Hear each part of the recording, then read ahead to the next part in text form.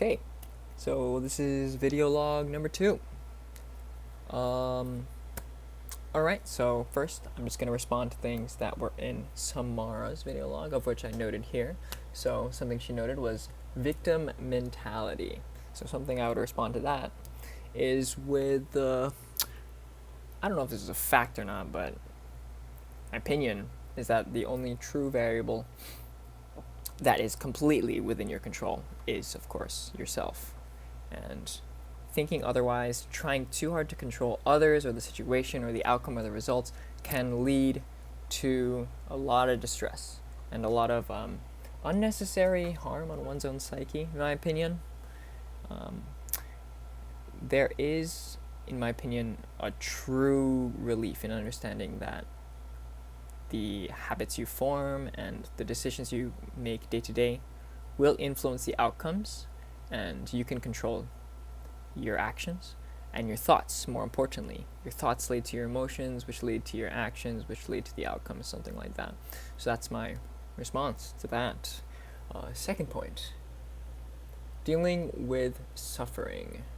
So suffering, I think it was the Buddha, Gautama Buddha, in one of his original principles, noted that existence itself is suffering. But it's another thing that is extremely liberating once you understand. And of course, it's a philosophical principle, not a true and steadfast fact. But with that in mind, existence being suffering can lead to two outcomes. You either suffer the discipline, or the suffering of discipline, I should say, or the suffering of regret. And I think that's the complete beauty of life, because you're going to experience suffering no matter what you do, no matter what field you do. Even when you experience good things, the idea of it being fleeting and it going away, you could interpret that as another very bad form of suffering, because it's like, oh, this great thing happened and now it's no longer happening and now I feel bad. And of course, when bad things happen, the suffering is more readily apparent. So yeah, that's my my thoughts on that. And I think the next point, enjoying the journey and not just the outcome. Didn't finish my notes there, but well, I think that one's kind of self-explanatory. It doesn't need any elucidation. I don't know if that's the right word for that, but yeah, for sure. Like at the end of the day, it's all about outcomes. You know, if you were so focused on the outcome, the result, the rank, as in for me, or the money, then you end up not only feeling sad when those outcomes don't happen the way you expect them to, or when you expect them to, you are worrying about something that you cannot ultimately control. Like I mean, from my own experience, like I play this video game all the time, and if I expected myself to be at a certain place or rank or win a certain game or blah blah blah with everything that I do, then I'll feel extremely sad when that outcome doesn't happen, and it'll impact my ability to play better, when I'm like, oh, I was owed that win, because I worked so hard. But the reality is, you're not owed anything in life, and all I can do is control the inputs. Like I did my walk this morning, I did my 45-minute walk, I do my 45-minute walk into cold shower, into my league routine. Of course, I eat before all of those things, so I'm mentally prepared, and those are actions and habits that I'm taking in order to influence, to hope to get a win. But if I don't, then it's no problem, because I did what I could. And then in the game, I'm focused, I'm warming up, I'm reviewing, and I'm just using the actions to influence the outcome, and focusing on what I'm doing rather than what happened or what can happen. Anyway, so that's that. And then therapy stigma, and your inability to tell your parents. Oof, it's kind of rough, because it's like the number one issue, quote unquote issue, with therapy is the societal stigma that it faces. And this is going to get very opinionated here, because I have a personal experience of going through therapy, and even when I was 15 or so going into it, I also had that thought, not just what others would think, but what I thought of therapy. I thought it was to put it bluntly, for people who don't know how to control themselves. It's people who who are unable to live within their own mind, that they need someone to tell them how to think or behave emotionally. And I think my parents kind of had a similar thought as well, but my situation at the time was so extreme that I ended up pretty much, like, if I didn't go to therapy, like, there was no other choice. So for my situation, it was like, do it or don't improve the quality of your life, probably. But your situation's obviously not as extreme. But through that experience, I was in therapy like pretty much every week for like the better part of 2 or 3 years. So it has helped me a lot. Like, I actually think that I'm emotionally, intellectually, physically in a much better spot than the peers around me who did not go through therapy because their life was fine, quote unquote, because I now have such a privileged perspective. Like, to give you an example, or to give you, I guess, perspective on this situation with therapy, it's like having access to a doctor that has spent their collegiate years studying how the mind works and how emotions influence your actions in the day-to-day, and a very unbiased clinical approach to someone's cognitive well-being. Having access to someone like that for any reason, for at any point in your life, like, it's just, some might even say it's overpowered if you were to engage in that, you know. Of course, if I knew that at the time, I wouldn't have been so opposed to therapy, but no one knows that, because the thing that's most apparent is the stigma. And in reality, I think, sorry, I think everybody should get therapy, not only for people who are going through anything, but to just understand your own self and to be able to reason with not just yourself and your own thoughts, but to reason with other people's emotions and to understand what they could be going through. And yeah, like, a doctor as one of the people that you communicate with in your life. Some people never talk to a doctor personally in their entire life, someone with a doctoral degree. They might go to the literal doctor, but the literal doctor is not going to tell them like how they should live their life. Maybe like eat less or like exercise more or something like that, or get more blood tests. But like a doctoral opinion, a clinically educated doctoral opinion on your own life, like that's something that I think shouldn't be passed up by anyone. And of course, if I hadn't had my own experience, I wouldn't have this strong of an opinion. But I'm very thankful that I went through such a time in my life that I needed therapy. And, well, I'm very opinionated on this front. So take that as you will. It's awesome. It's awesome. Okay, next point. Empathy and care lessons from Simon Sinek. So I'm grateful you watched it. It impacted me a lot, which is why I felt like I had to share it with you. And I've shared it with a few friends as well. Like, I felt like it was very great. It's a great talk about leadership. Anyone who wants to be in a position of power should have that as a prerequisite, I feel. Because people come, from my understanding, and I think it's apparent from a lot of leaders in general, you can see it, that you come into that position with ego. You know, with the idea that, hey, I'm quote unquote better than you. I'm a higher status, higher rank, higher tax bracket than you or someone, and I get to tell you what to do, and you gotta do what I say, because that's what happens. You know, like, I'm the boss. But the reality of being a leader is that you're actually beholden to those you are in charge of, or as he says, a leader's not in charge, they're responsible for those in their charge, kind of thing. And if this was a more widely applied principle in the world, I think we'd get a lot less issues with upper management or even CEOs, and we'd generally be in a society that values positions of labor, or like more values students, and there's better relationships with authority, you know, because like people can develop really negative interpretations of what authority can be and of what authority is based on their experience of what authority has done to them, you know. And the unfortunate reality of authority is that it's going to happen, it's going to affect you no matter where you are, no matter what you're doing in your life. Like, I'm being influenced by the authority of the U.S. government. I'm being influenced by the authority of my parents' bosses, or I guess whoever's boss or whoever's income like affects the.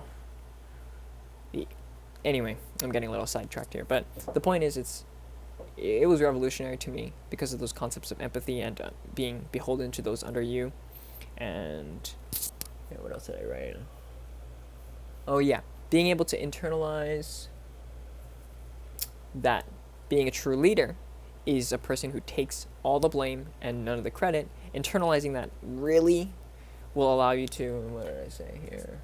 Become someone that not only people can look towards for guidance, but can enable you to create the best version of yourself as a leader, and of course, create the best version of other people as well, because that should be the goal, not only bettering yourself, but bettering other people. Yeah, it's like not even it is a service for sure, but it's just, I don't know, yeah, so that's was my response to the video journal. Yeah, so my life, I had a great day yesterday. Yeah, I did stay up for like a ridiculous amount of time. Something I'm working on is because my trades are at 2 a.m. now. The London New York overlap went down an hour from 3 a.m. Hawaii time to 2 a.m. So that's rough, but that's okay, and we work with the situation that we have. So I was able to attend the event and did lose around 10 pips, so not optimal, but it's whatever. Not worried about it. It's not about the outcome right now. It's just about my inputs. Something, even though I talk about it, blah blah blah, like still like, hey, oh, the money, Anyway, so I lost that trade, which is unfortunate, but I'm just happy I attended. I gathered data. The important thing is data collection, and yeah, I had a great League of Legends session. Two 6-game blocks, which was great. I learned a lot, and the important thing was I put the Discord link in the chat, and I have a lot of rules around it so that people can't post really vitriolic things into my server if they join and then leave, and people have done that, and that's sucks. But most of the time, especially with those restrictions, they come in and they're very positive, and we get to communicate in game, and it's great. And I was in a game, and there was a guy who was originally from a very high rank and is playing in my rank due to just time off from the game. And he joined my call, and it was obvious that he was way better than like pretty much everyone else in the game, and decisively won the game for us pretty much single-handedly, along with the help of us, but mostly it was him. And he was starting to get upset at the people in our game. Of course, when people don't perform, it's easy to get upset at them. But there was something I was telling him, like, even though I was a lot worse than him, like, in regards to skill, I had a better mental, as you would say, than he did. And he would get really tilted off of something. I mean, of course, he's really good at the game, so when people don't perform at the level that he expects them to, it's going to frustrate him. And he was getting really frustrated, and then I would just tell him, like, hey, don't worry, just focus on the next play. And he was, like, mind blown that I was saying that, like, oh my gosh, like, you would think that someone of that caliber would have just not shelved the emotions, but put the emotions at bay in order to progress the video game that we're playing in order to win. But it was affecting him mentally, and he was almost like thinking of giving up, which is crazy to think that such an easy game, it's that skill level, when some misplays happen by a teammate, people like are literally thinking of giving up. And I was just thinking, nope, next play, don't worry, next play. And he was so impressed by that that I added him after the game, and he stayed in call with me to Q snipe because he was he has a lower ranked account than I do, but the MMR, or the skill level of that account is so high that he actually is playing in games that are above my rank, even though he's ranked below me. So I wasn't able to play with him, like I couldn't queue at the same time that he does. But yeah, he was just, I don't know, he was really really surprised at my mental, and that was a big win for me, because even though that I may not be the best League of Legends player in the world, I'm pretty good, but not the best. And the difference, I think, for me between others and myself, and where I think I truly, truly excel in, is going to be my mental. And my mental is a mental fortress. Like, this game brings out the absolute worst in people, and I doesn't phase me. And if it does phase me, which it can, because, people typing, like, I don't know, racist stuff or telling people to off themselves in very creative ways, it will affect your ability to play. Then I just mute and I move forward, and I never worry about getting the upper hand emotionally on these people, because it doesn't matter, and especially since I'm posting Discord links in chat, and Master Tier community, Master Tier above, is so small, like 3,000 players, there's only so many of those players queuing at the same time. Like, top 50%, you're never gonna see the people that you play with again, like, ever. But up here it's such a small community that it's really important to me, and hopefully for everyone else, that you stay positive and uplifting. I would think that's common sense, but common sense is not common practice, and it's really anyway, he decided to give me coaching for 2 hours after that, because he was so impressed with the way I guess viewed the game and the way I talked about the game.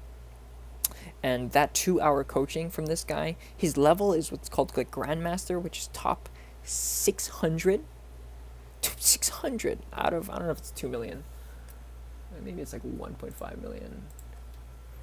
How many players in any league server? Oh yeah, it's like 1.5 million. 1.5 million, like 600. It's like a top 0.0% or whatever. And it's, anyway, he's really good, and he decided to give me coaching, and oh my gosh, that was extremely eye-opening, the stuff he was telling me. Like, a lot of it's technical, so I won't really apply here, but another thing was that there's a concept that I just learned that I didn't even know. He learned it from a top Thresh player, that if you're right-handed, you dodge from safety, and then if you're left-handed, you dodge to safety. To give you an idea of the level that these guys are playing at, they're thinking about what kind of a hand dominance does that player have based on the way they dodge. Like, that is like, oh my gosh. And yeah, other than that, it was just a bunch of technical stuff. Or, of course, contesting every single minute thing, every mouse click that I do should be with intention. And that's something that, of course, I knew, but it's like watching in VOD review, not only my game, but his, was jaw-dropping to see how many decisions were being made that were just pixel perfect. Like, he's making the correct mouse click at the correct time. Anyway, it was awesome and awe-inspiring, and it was great. And I'm happy that I posted the link and gave him a good, because I could have played that game really badly, and I don't think he would have ever spoke to me again. But I played really well when I was playing with him, and not only did I play well, I had a good mental. So that's a great situation where you could think, hey, I'm so lucky, I had this guy in my game, and he also decided independently to give me coaching for free. Like, 2 hours of coaching from a Grandmaster player is literally like $200 if you were to try to pay for it online. Could be cheaper depending on how well people price, but like, that's like a Grandmaster player's expertise, personal expertise, to view your own game with you for 2 hours is expensive. Like, that kind of expertise. So I am very lucky for him to have done that. But at the same time, if I didn't perform well in that game, and if I didn't post the link, if I wasn't telling him, don't worry, next play, then he wouldn't have been impressed with my mental, and maybe he would have added me, but he wouldn't have given me the coaching, and, like, the inputs are the only things you should focus on, and the only things that you can control. So yeah, that's it's gonna be my video log today, a bit longer than yesterday, but I got a bit spirited. Anyway, that's it. I'll keep it there. Video log number 2. Thank you for watching. Peace.